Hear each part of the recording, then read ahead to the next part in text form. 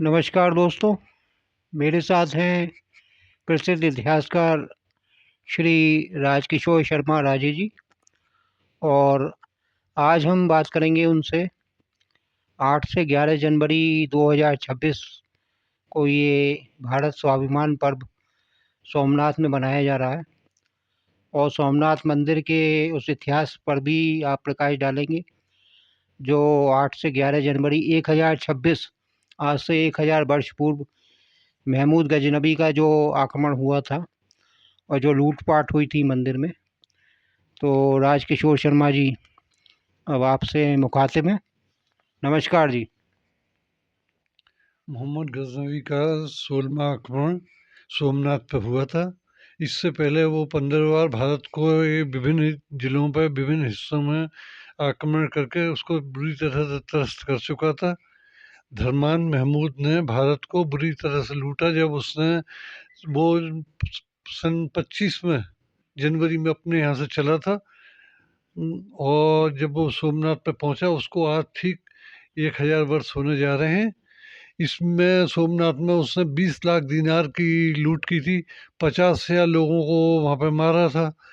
केवल उसका उद्देश्य धन लूटना नहीं था, उसका उद्देश्य धार्मिक रूप से हिंदुओं को चोट पहुंचाना था।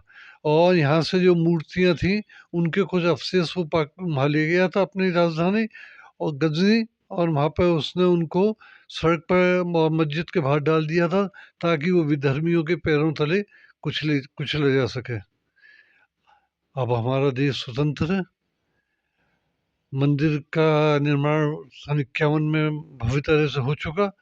उसका 1000वां वर्ष मनाया जा रहा है।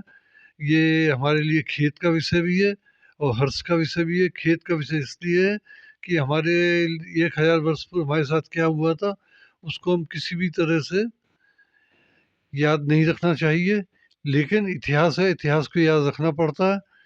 और अच्छा इसलिए कि आज हम इस स्थिति में हैं कि मंदिर भव्यतम अपने रूप में है और उसका 1000वां वर्ष मनाया जा रहा है। ये एक हर्ष का विषय है। 11 जनवरी 1026 को जो कुछ भी हुआ वो इतिहास में ना याद करने वाली चीज़ वैसे देखी जाए सनातन के लिए। अबू उत्बी ने अपनी पुस्तक तारीख यामनी में ये सब पूरा दर्ज किया है।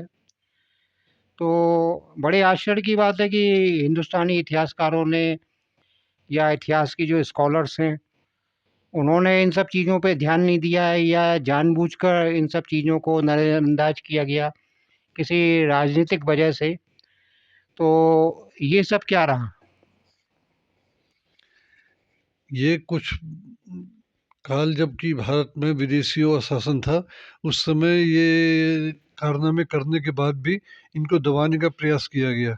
लेकिन कुछ लोगों ने लिखा भी था, उत्वी ने जो लिखा है वो साफ साफ लिखा है, उसमें दो राय नहीं हो सकती, उसके ऊपर उंगली भी नहीं उठाई जा सकती कि क्या क्या अत्याचार हुए थे, किस तरह से तोड़ फोड़ हुई थी, किस तरह से क्या हुआ।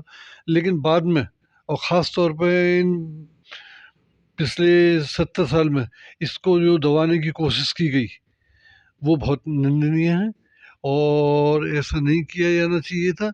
इसलिए मैंने अपनी पुस्तक भारत के लुटेरे में सोमनाथ के मंदिर के बारे में विस्तार से लिखा है और सारी बातों को खोल कर स्पष्ट किया है।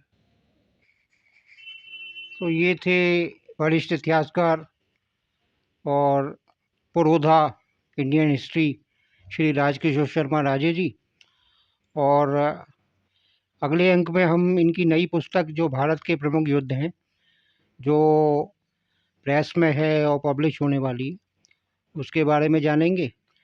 तो एक दो शब्द आप इस भारत स्वाभिमान पर्व और सोमनाथ मंदिर के संदर्भ में बधाई तो हर हर महादेव जय शिव शंकर के साथ में हम